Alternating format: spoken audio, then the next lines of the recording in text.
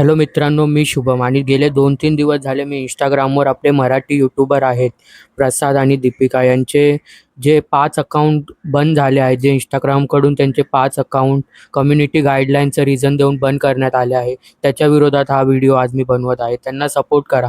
Because गेले 10 वर्ष झाले मी त्यांचा कंटेंट बघत आहेत आणि मी सुद्धा घाटकोपरमध्येच राहतो आणि ते सुद्धा घाटकोपरमध्येच राहतात. पण आज एक मराठी माणसाचा चॅनल बंद झाला आहे. त्याच्या विरोधात सर्वांनी त्यांना सपोर्ट केलाच पाहिजे आणि Instagram आणि मेटाला रिझन विचारलाच पाहिजे. तर मी प्रसाद दादाची आत्ता स्टोरी बघितली, ती तुम्ही बघा. I'll show you. It's my second play button for my YouTube channel UIC Vlogs. I really want to enjoy this moment, but I'm not able to. It is because of you. So your platform apparently suspended 5 of my important accounts, out of which 2 were legacy verified accounts yesterday morning.